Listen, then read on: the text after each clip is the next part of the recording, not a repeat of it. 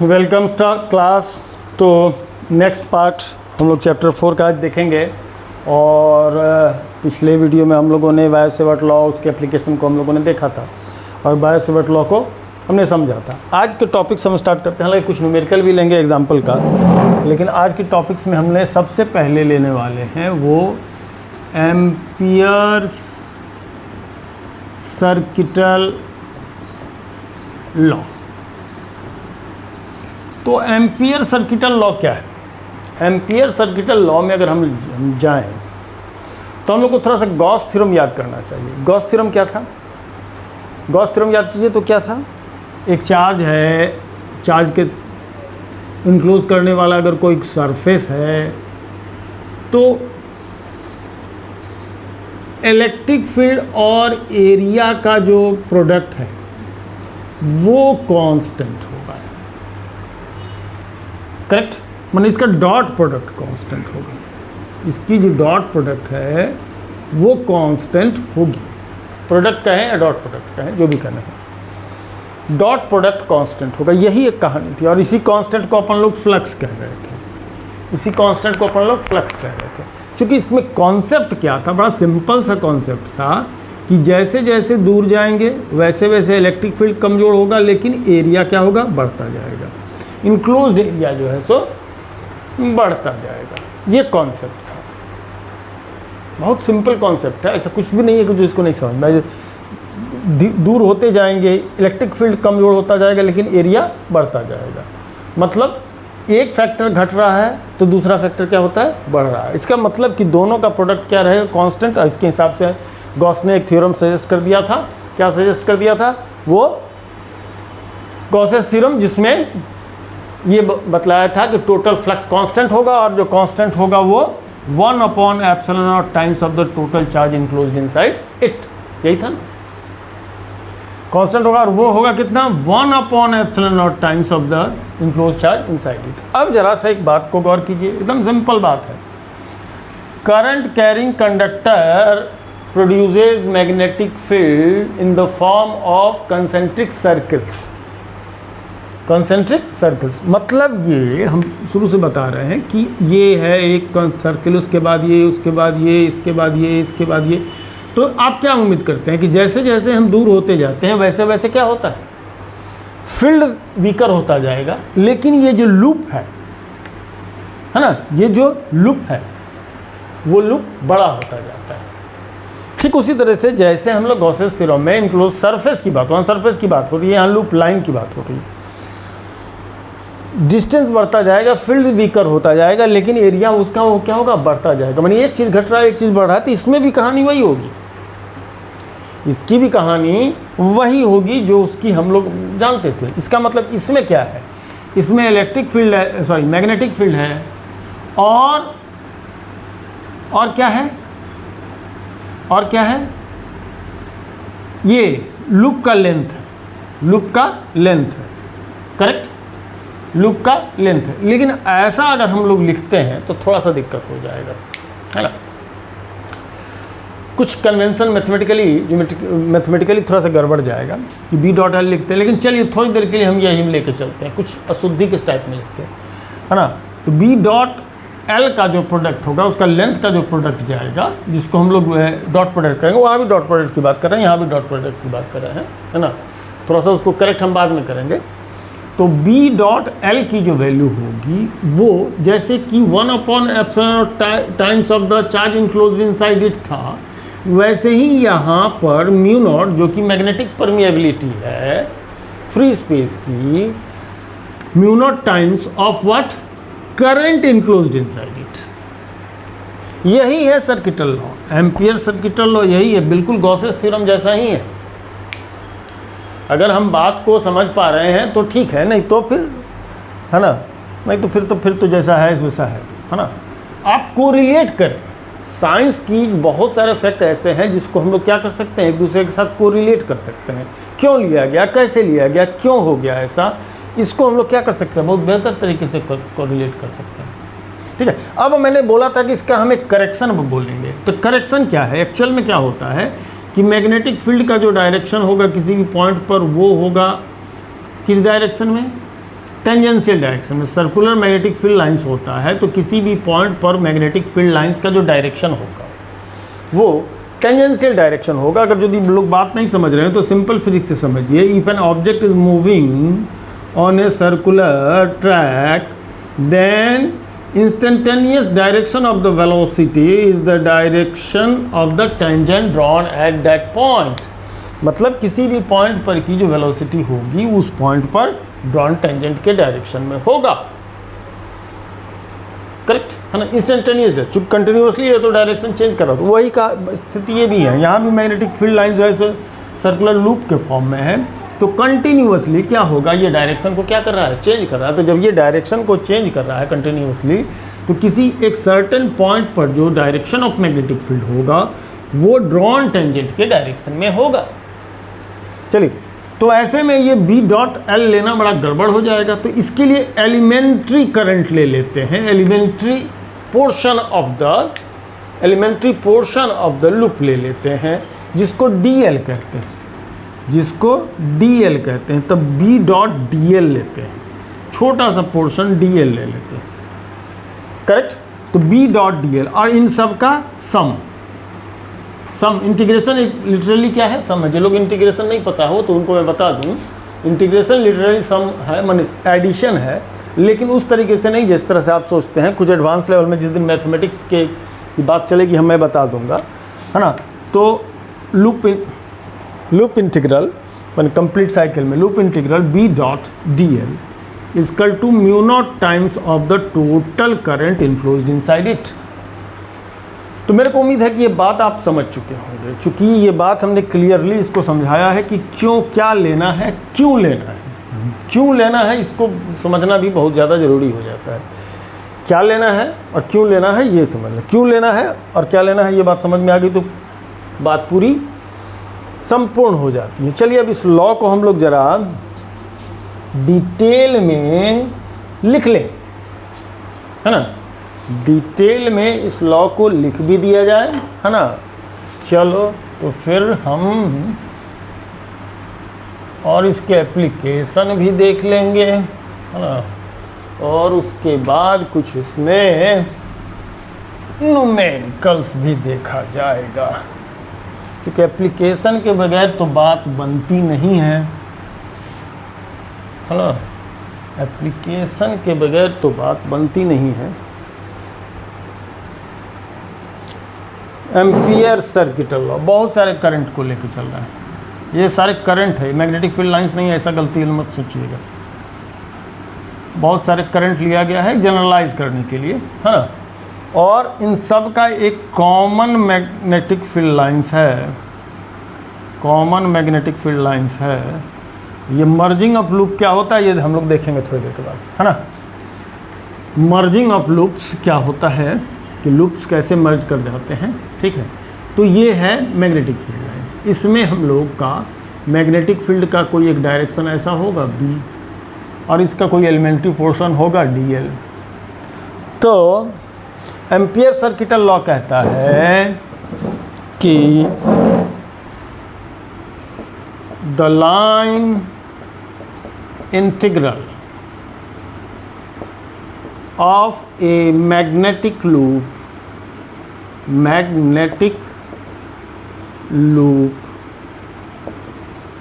is mu naught times of the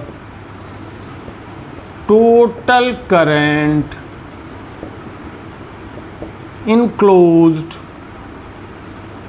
inside it.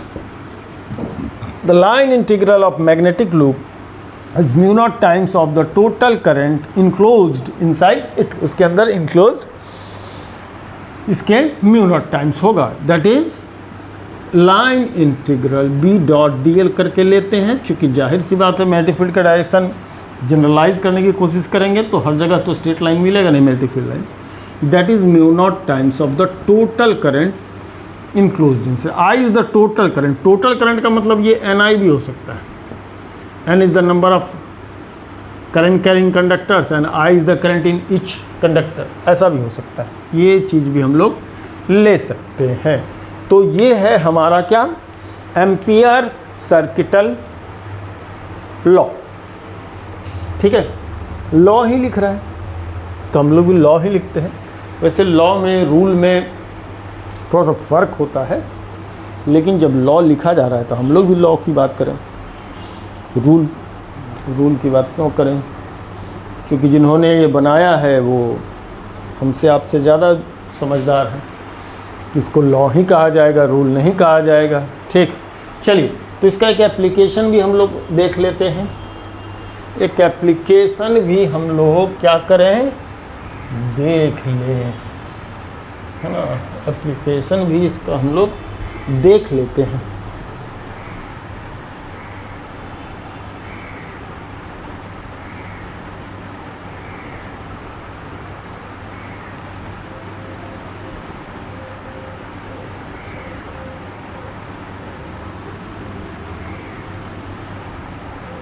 और क्या था, क्या है application? Find the magnetic field strength eight a point near infinitely long straight conductor। ठीक है, infinitely long straight conductor, ये है infinitely long straight conductor। it is carrying a current I through it. I current क्या कर रहा है, इसके through जा रहा है। इससे आर डिस्टेंस पर कोई पॉइंट हो, ठीक, कौन सा, P.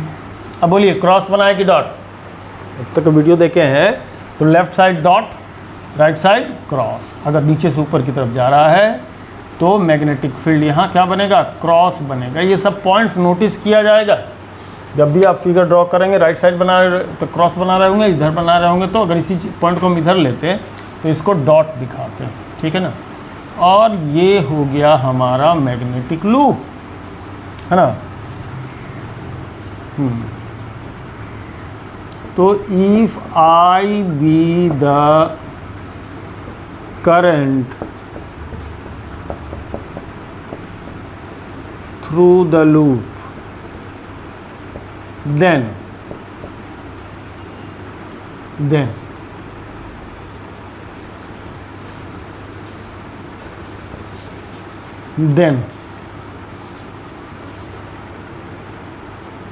by Ampere's circuital law, integration line integral b dot dl equals to mu naught times of the current enclosed inside it। ठीक है, तो b dot dl in fact integration करे तो b इंटीग्रेशन ऑफ dl, ये तो constant होगा, circle है ना, तो कांस्टेंट होगा। इंटीग्रेशन ऑफ dl भर बचेगा mu naught times of i, चूँकि क्या है, आर रेडियस कांस्टेंट है, सर्कल है ना, रेडियस कांस्टेंट है, तो b की वैल्यू कांस्टेंट रह जाएगी। इस केस में, हर केस में ऐसा नहीं होगा। तो integration of dx equal to x, तो integration of dl equal to l, mu naught times of i। अब लेंथ ऑफ द लूप क्या होगा, तो सरकमफ्रेंस दैट इज कितना, 2 pi r, that is mu naught i। तो b equal to mu naught upon 2 pi i upon 2r is the expression for the magnetic field intensity at a point r distance from the current carrying conductor of infinite length। ये इसका क्या बन जाता है हमारे लिए, expression बन जाता है, ठीक है जी। तो इसको तो हम लोगों ने देखा, ओके। अब थोड़ा सा कुछ एप्लीकेशन जरूर देखा जाए, है ना। एप्लीकेशन बायो-सेवर्ट लॉ से भी रिलेटेड जो भी हम लोगों ने डेरिवेशन निकाला है सर्कुलर कॉइल का भी और इसका भी, ये तो न्यूमेरिकल जरूर देखना चाहिए ताकि कॉन्सेप्ट जो है सो हम लोग का वो बिल्डअप होगा। इसीलिए एग्जाम्पल में एनसीईआरटी क्या करता है, ये एग्जाम्पल बीच बीच में डाल देता है टॉपिक्स के बाद, ताकि आप उसको तुरंत को रिलेट कर सकें, ठीक है ना। चलिए तो इसको भी हम न्यूमेरिकल 2-3 जो अभी इसके एनसीईआरटी में आसपास दिख रहा है उसको भी हम लोग कर लेते हैं, है ना। चलिए तो हम लोग न्यूमेरिकल देखते हैं। एग्जाम्पल 4 बायो-सेवर्ट लॉ हमने बोला था, तो एग्जाम्पल 4.4 है ना, एग्जाम्पल 4.4। और एग्जाम्पल 4.4 क्या है वो एनसीईआरटी का, वो आप लोग बुक से जब इसको देख रहे हो तो बुक से ज़रूर दें, हालांकि बहुत हद तक बात तो हम बोल ही देंगे, है ना। वो एक एक्स एक्सिस के अलॉन्ग करंट लिया जा रहा है, ये along the x axis current है, ठीक है।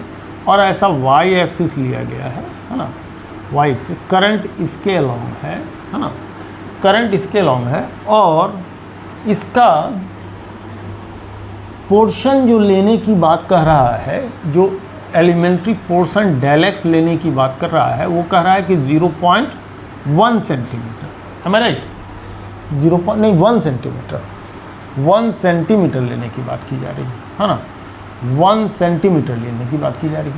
और 1 सेंटीमीटर लेकर के और इसके थ्रू करंट है आई जिसका मैग्नीट्यूड है 10 एम्पियर, इसके थ्रू जो करंट पास हो रहा है वो है 10 एम्पियर। तो कह रहा है कि वाई एक्सिस के डायरेक्शन में, सॉरी वाई एक्सिस पर, not in Y axis direction, Y axis से 0.5 मीटर, मतलब इस डीएल पोर्शन से जो ले रहे हैं, डीएल जिसको अपन यहाँ डेल एक्स कह रहे हैं, इससे 0.5 मीटर के डिस्टेंस पर जो मैग्नेटिक फील्ड स्ट्रेंथ होगा और डायरेक्शन होगा, दोनों बतलाएं। फिलहाल के लिए तो हमने डॉट फील्ड वहाँ बना दिया है, लेकिन वो हम लोग जस्टिफाई करेंगे डॉट फील्ड क्यों होगा। वैसे भी लेफ्ट करंट इस डायरेक्शन में जा रहा है तो लेफ्ट साइड में डॉट और राइट साइड में क्रॉस बनेगा, ये तो तय है, तो हम टेक्निकली बता भी दिए हैं आपको। तो बायो-सेवर्ट लॉ क्या बोलता है, बायो-सेवर्ट लॉ के हिसाब से जो डीबी बनता है वो होता है μ0/4 pi I d l sine theta upon r square, ये होता है। अब इस फार्मूला में जो इन्फॉर्मेशन दिया गया है उसको अपन लोग क्या करेंगे, रखेंगे। तो इन्फॉर्मेशन जो भी दिया गया है, एक बात मैंने बताया था कि μ0/4 पाई की वैल्यू कितनी लेनी है, 10⁻⁻7, और यूनिट भी होगा, यूनिट मैंने लेकर टेक्सला मीटर फलना जिला 10⁻7 लेनी है। तो ऐसे सिचुएशन में इसको तो 10⁻7 लिया, आई की value 10 ampere, D L D x जो कि 1 सेंटीमीटर, जो कि 0.01 मीटर हो जाएगा, 0.01 मीटर हो जाएगा। साइन थीटा यहाँ से जो 90 डिग्री है वो 90 डिग्री, यानी कि साइन 90 होगा, और आर का स्क्वायर यानी 0.5 का स्क्वायर, 0.5 का मतलब होता है 1/2 मीटर, तो 1/4 हो जाएगा। अब ये साइन 90 की वैल्यू तो 1 होने वाली है, 0.1 ये है, ये 10 है तो 0.1 आने वाला है, 4 ऊपर जाने वाला है, 4 आया, 0.1 तो 10⁻⁻8 प्रोवाइड करेगा, 4 × 10⁻⁸ टेस्ला। ये हो जाएगा strength of the magnetic field. क्या मेरा आंसर दिए गए आंसर से मैच करता है? बिल्कुल करेगा, नहीं काहे करेगा। तो 4 × 10⁻⁸ होता है। अब मैंने बतलाया था कि ऊपर डॉट नीचे क्रॉस बनेगा, ठीक है।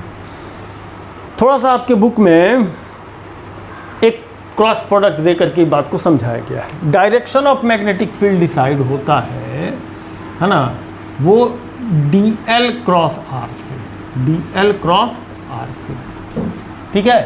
तो अब आप जरा सा यहाँ देखें, DL का जो डायरेक्शन है वो x एक्सिस के डायरेक्शन में है, तो डेल एक्स आई कैप कह सकते हैं, और R का जो डायरेक्शन है वो किस डायरेक्शन में है, y एक्सिस के डायरेक्शन में है, तो उसको j कैप कह सकते हैं। जितने लोग फॉलो अप कर पा रहे हैं उसको कीजिए, बाकी जो लोग को मैं बता दिया हूँ टेक्निक की। लेफ्ट हैंड साइड करंट का डायरेक्शन ये है तो left hand side dot, right hand side cross हो जाएगा। तो ये del x into r i cross j के होता है। के का मतलब हो गया डॉट क्रॉस प्रोडक्ट में के का मतलब हो गया कि अगर पॉजिटिव है तो यानी कि जेड एक्सिस के पॉजिटिव डायरेक्शन, तो जेड एक्सिस के एक्स एक्सिस ये, वाई एक्सिस ये, तो जेड एक्सिस किधर होगा ये हो जाएगा जेड एक्सिस का डायरेक्शन परपेंडिकुलरली आउट, है ना। तो इसमें लिख देंगे positive direction of Z axis. चलिए, ये अगर समझ पा रहे हैं तो बहुत अच्छी बात है, नहीं भी समझ पा रहे हैं तो टेक्निकली मैंने बतला तो दिया ही है कि होना क्या है, ठीक है ना।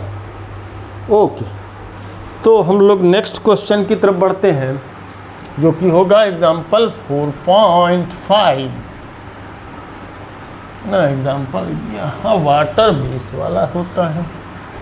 ये वाटर बेस वाले में थोड़ा सा पंचायत इस बात की हो जाती है कि हम लोग सफाई करने में टाइम लग जाता है।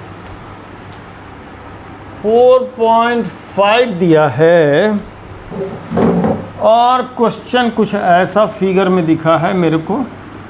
क्वेश्चन में पूरा पढ़ा भी नहीं हूँ, जो दिख गया है उससे मैं पकड़ लिया हूँ बात को, है ना।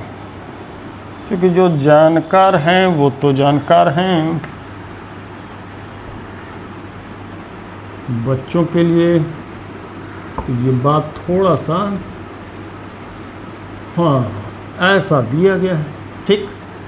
और इसमें जो करंट पास हो रहा है, इसमें जो करंट पास हो रहा है वो 12 एम्पियर का, जो आई जो इसमें से पास हो रहा है वो 12 एम्पियर का है। और रेडियस ऑफ द लूप जो है, ये जो रेडियस है आर, ये आर की वैल्यू 2 सेंटीमीटर मतलब 0.02 मीटर हो की बात की जा रही है, करेक्ट। तो इसके 2-3 पार्ट है। What is the magnitude of field due to straight segments. A part में पूछ रहा है स्ट्रेट सेगमेंट्स के कारण मैग्नेटिक फील्ड कितना होगा, ठीक है। तो अगर इसका कोई भी डीएल पोर्शन यहाँ से कंसीडर करके हम लेंगे और आगे की तरफ आगे बढ़ाते हैं तो पोजीशन आर, है ना, आर का डायरेक्शन यहाँ से, आर का डायरेक्शन यहाँ देखिए डीएल वेक्टर पैरेलल हो जाएगा यहाँ से यहाँ तक का, जो आर नहीं, जो भी पोजीशन आर तो रेडियस हम कंसीडर कर रहे हैं, चलिए कैपिटल आर ले रहे हैं, है ना, कैपिटल आर ले रहे हैं। तो डीएल पैरेलल टू आर, और जो भी दो वेक्टर अगर पैरेलल है एक दूसरे के तो इसका क्रॉस प्रोडक्ट क्या रहेगा, 0 होता है। Cross product of parallel vectors are 0। ये वेक्टर में जानना था, जो लोग नहीं जाने हैं वो एक बार जा करके कम से कम बेसिक वेक्टर तो पढ़ ही लें, मेरे ही आईडी में नीचे की तरफ है, बेसिक वेक्टर तो पढ़ ही लें। डीएल क्रॉस आर की वैल्यू होगी 0, तो जब इनका क्रॉस प्रोडक्ट ही 0 हो जा रहा है, चूँकि मैंने आपको, पता नहीं आप लोगों को ध्यान होगा कि नहीं, डीवी की value μ0/4 pi d l cross r ऐसा फार्मूला हमने दिया था। चलिए वहाँ पर फिर से लिख देते हैं, नीचे में r3, ये मैंने बायो-सेवर्ट लॉ में लिखा था, है ना, ये मैंने बायो-सेवर्ट लॉ में दिया था। तो यहाँ पर आपका जब डीएल क्रॉस आर की वैल्यू 0 हो जाएगी तो डीबी की वैल्यू ऑटोमेटिकली क्या हो जाएगा, तो मैंने फील्ड 0 हो गया। तो स्ट्रेट सेगमेंट्स मतलब ये वाला पोर्शन, यहाँ से यहाँ तक वाला और यहाँ से आगे वाले पोर्शन के कारण मैग्नेटिक फील्ड जो होगा वो 0 होगा, ठीक। अब बात करते हैं सर्कुलर पोर्शन के लिए, जो क्वेश्चन में पूछा गया है। अब बी नंबर में जो सर्कुलर पोर्शन है वो सेमी सर्कल है। क्या है, सेमी सर्कल है, सर्कल तो है नहीं। सर्कल के कारण जो मैग्नेटिक फील्ड होता है μ0I/2R ऐसा लेते हैं। ये मैंने वो वाला जो लास्ट टॉपिक्स था पिछले वीडियो का, जिसमें हम लोगों ने ऐसा सर्कुलर लूप लिया और उसके एक्सिस पर के लिए जो ऐसा ऐसा करके निकाले थे, जो कि mu naught I square R upon 2a² plus X square का पावर 3/2 ये एक्सप्रेशन निकाले थे। एक्स की वैल्यू 0 डाले थे, एक्स की वैल्यू 0 डाले थे, तो ये हाँ एक्स की वैल्यू 0 डाले थे, तो ये निकल करके क्या हुआ था, आया था, है ना, यही था i² 3/2 1 पावर ऐसे कुछ था, क्यूब हो जाएगा, i², हाँ ऐसा था, हाँ ये था। तो इसमें x की वैल्यू 0 डालने पर ये एक्सप्रेशन आता था μ0 I/2r, μ0 I/2r ये था। अगर इसमें हम लोग इसकी वैल्यू रखते हैं तो ये 4 पाई μ0 की वैल्यू 4 पाई × 10⁻⁻7 होगा। I कितना कह रहा है तो 12 एम्पियर रख लीजिए। 2 × रेडियस कितना कर रहा है तो 0.02 ये सब रख करके अगर आप सिंप्लीफाई करेंगे तो इसकी वैल्यू, ये तो पूरे लूप का है, सॉरी ये पूरे सर्कल के लिए हो गया। तो सर्कल के लिए अगर μ0 I/2r होता है तो आधे के लिए /2, आधा, उसका आधा मतलब 1/2 का फिर से मल्टीप्लिकेशन होगा, हाफ होगा, यानी बाई 4। तो ये 1.9 × 10⁻⁻4 टेस्ला आने वाला है। अब कैलकुलेशन में नहीं जा रहे हैं, 10⁻⁻4 टेस्ला आने वाला है, ठीक है ना, आने वाला है। अब आप हमको ये बतलाएं इसका डायरेक्शन क्या होगा। चलिए मैं जो सिखाया था अब उसको देखिए ज़रा सा, इसका डायरेक्शन यहाँ क्या बनाना है, इसको हटाइए थोड़ा सा। इस जगह पर आपको डॉट बनाना है या क्रॉस बनाना है, तो ज़रा गौर कीजिए। ये लीजिए राइट हैंड रूल, करेक्ट, अंगूठा नीचे की तरफ, यानी यहाँ पर बनने वाला है परपेंडिकुलरली डाउन, यानी क्रॉस फील्ड, ठीक है, क्रॉस फील्ड। अब बात जरा सा इस फिगर की है, तीसरा पार्ट इसका ये है कि इस फिगर में क्या होगा। रेडियस वही है, करंट भी वही है, रेडियस भी वही है, करंट भी वही है, तो ऐसे सिचुएशन में होगा क्या, मैग्नीट्यूड तो वही रह जाएगा, क्योंकि जितना रेडियस उसका उतना ही रेडियस इसका, जितना करंट इसमें उतना ही करंट इसमें, ठीक है ना। लेकिन अब गौर कीजिए कि इसमें डायरेक्शन ऑफ मैग्नेटिक फील्ड क्या होगा। चलिए ऐसा है, ऐसा घुमाए, ये करंट ऐसे जा रहा है ना, ऐसा घुमाए, अंगूठा किधर शो कर रहा है, बाहर की तरफ, यानी यहाँ पर हो जाएगा डॉट फील्ड। मैग्नीट्यूड सेम होगा लेकिन फील्ड क्या हो जाएगी, डॉट फील्ड, यानी अपोजिट। तो in this case the magnitude of the field will be same as B, but direction will be opposite। Direction का क्या हो जाएगा, अपोजिट हो जाएगा, ठीक है।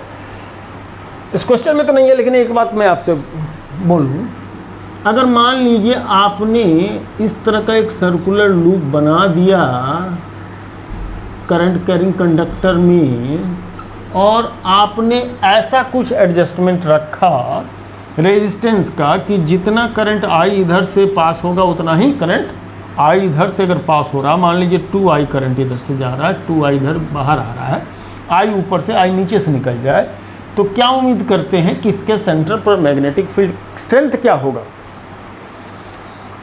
तो ये जो हम लोगों ने एग्जाम्पल यहाँ लगाया है, अगर उसको एनालाइज करें, इन दोनों को ला करके, इसको ला करके इसके नीचे जोड़ दें, तो जोड़ने के बाद की सिचुएशन यही बनाएगी, बन करके आ जाएगी। तो अगर जोड़ने के बाद की सिचुएशन यही बन जाएगी, तो इसके हिसाब से यहाँ ऊपर वाले पोर्शन के कारण क्रॉस फील्ड और नीचे वाले कारण डॉट फील्ड, यानी कि डायरेक्शन अपोजिट होगा और मैग्नीट्यूड दोनों के सेम होंगे। तो एक जितने मैग्नीट्यूड का अपवर्ड डायरेक्शन में, वही दूसरा डाउनवर्ड डायरेक्शन में, तो रिजल्टेंट मैग्नेटिक फील्ड क्या हो जाएगी, 0 हो जाएगी। तो इस जगह पर सेंटर पर b की वैल्यू क्या रहेगी, 0 रहेगी, b की वैल्यू 0 हो जाएगी। ठीक है, चलिए इसको हटाएं, अगला क्वेश्चन लिया जाए, है ना। एग्जाम्पल 4.6 का थोड़ा सा खाली हिंट देके मैं छोड़ देता हूँ, कैलकुलेशन वगैरह देख लीजिए। तो उसमें कुछ और है नहीं, मैंने एक सर्कल है, सर्कुलर लूप है जिसमें 100 टर्न्स, एक ही जगह पर ऐसे ऐसे करके 100 टर्न, 100 टर्न्स है इसमें।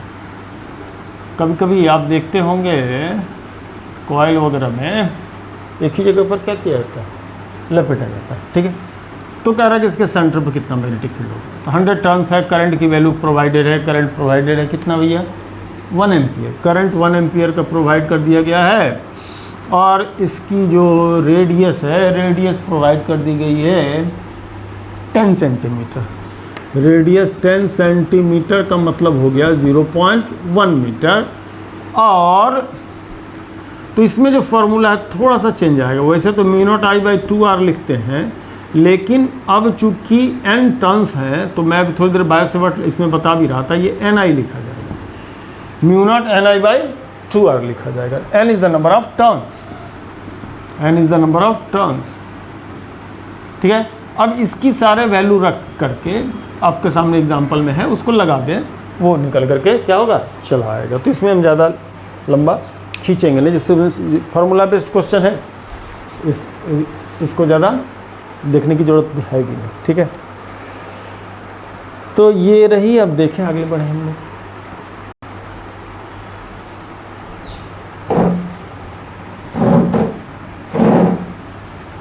एग्जाम्पल 4.7 देखिए, है ना, 4.7 देखिए। और 4.7 देखने के लिए जो समझने की ज़रूरत है, ये है वायर, ठीक है, और ये है इसका क्रॉस सेक्शन। ठीक, ओके, इसकी जो एक्चुअल रेडियस है वो है r, इसकी एक्चुअल रेडियस जो है वो है r। इसको और बड़ा बनाए क्या, चलिए और बड़ा बनाते हैं इसको, पूरे वो अच्छा खासा ले लेते हैं। लीजिए, थोड़ा समझने के लिहाज से हम इसको थोड़ा ज़्यादा बड़ा बनाते हैं। और ये इसका क्रॉस सेक्शन है, ठीक, क्रॉस सेक्शनल एरिया ले रहा है। ठीक, अब इसकी जो टोटल रेडियस है, वो ये रेडियस जो है वो तो r है। ठीक है, और कोई ए पॉइंट कंसीडर करने के लिए बोल रहा है ना, ए पॉइंट कंसीडर कर, इनसाइड और आउटसाइड, इनसाइड भी लेने की बात हो रही है और क्या, आउटसाइड भी लेने की बात हो रही है ना, आउटसाइड भी लेने की बात हो रही है। माने r less than greater than a and r less than a, दोनों पर की बात हो रही है। Sorry, a less than r and a greater than r, दोनों की बात की जा रही है। तो बात एक ही था, लिखने की उतनी ज़रूरत नहीं थी।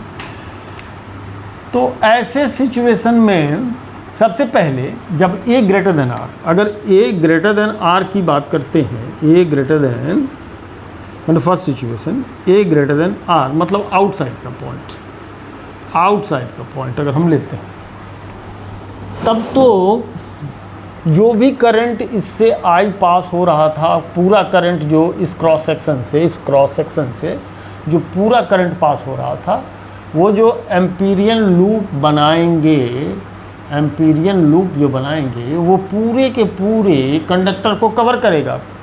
तो इसमें ऐसा लिखें कि एम्पीरियन लूप encloses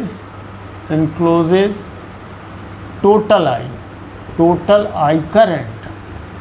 तो जब ऐसा होगा तो एम्पियर्स लॉ के हिसाब से चलते हैं, तो B इंटू 2πr, है ना, जो इसका लाइन टेक 2πa 2 पाई ए रेडियस हो गया, वो म्यू नॉट टाइम्स ऑफ आई होगा, तो बी की value mu naught upon 2 pi आई अपॉन ए रहेगा, है ना। लगता है कि सिंबल को हमने उल्टा ले लिया। ए उसकी रेडियस आर अलग अलग है, उल्टा बात हो गई। कन्वेंशन हमारे हिसाब से इसको ये ए लिया गया है और इसको आर कहा जा रहा है, इसको आर कहा जा रहा है ना, इसको आर कहा जा रहा है। ठीक, जो बुक में मैं उस वैसा ही कर दे रहा हूँ ताकि आप वहाँ और यहाँ देख करके कंफ्यूज ना हो, तो नाम में कुछ रखा नहीं। ठीक, ओके। चलिए अब हमें यहाँ चेंज करना होगा जब आर ग्रेटर देन ए। ठीक, अब जब दूसरे सिचुएशन के तरफ जाएंगे, यानी कि ये आर लेस देन ए हो, आर लेस देन ए हो, मतलब कोई पॉइंट इनसाइड द कंडक्टर हो। तो जब कोई पॉइंट इनसाइड द कंडक्टर हो, तब तो ये जो एम्पीरियन लूप होगा वो पूरे के पूरे करंट को इनक्लोज नहीं करेगा, वो कंप्लीट करंट को इनक्लोज नहीं करेगा। तो अगर ये कंप्लीट करंट को इनक्लोज नहीं करता है ये हमारा एम्पीरियन लूप, तो ऐसे सिचुएशन में कितने करंट को इनक्लोज करेगा? तो इसके लिए अपन लोग, है ना, क्या करना पड़ेगा कि total cross section pi a square cover करता है किसके? आई करंट को, तो unit area will cover I upon pi a square current. तो ऐसे में pi r square area will cover I upon pi a square into pi r square. Literally देखें तो पाई पाई कट जाएगा, ये r square upon a square I होगा। तो जो आई डैश करंट होगा, जो करंट इंक्लोज, तो current enclosed by Amperian loop of r less than a, radius r less than a. तो ये है, ये होगा इसका, ठीक, r square by a square, है ना।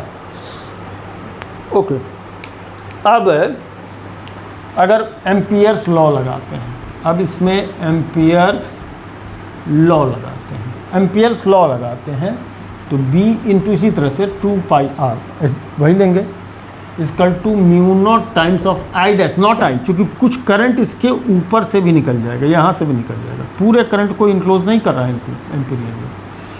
तो B की value mu naught upon 2 pi I dash upon R. अब इसकी वैल्यू को अगर हम लोग रख दें तो mu naught upon 2 pi I dash का value r square by a square सब रखा जाए तो आर आर कट जाएगा, आर स्क्वायर का एक पावर कम हो जाएगा, आई हो जाएगा, है ना, आर आई इंटू आई ऐसा दिखेगा। तो अब इन दोनों सिचुएशन को जरा सा कंपेयर किया जाए तो इस सिचुएशन में जब आर बाहर, माने बाहर का कोई पॉइंट हो तो B inversely proportional to R, नीचे में आर दिख रहा है, और इस केस में बी प्रोपोर्शनल टू आर हो रहा है। अगर इसका कोई हमको ग्राफ बनाने के लिए कहा जाए इस सिचुएशन के लिए कि आर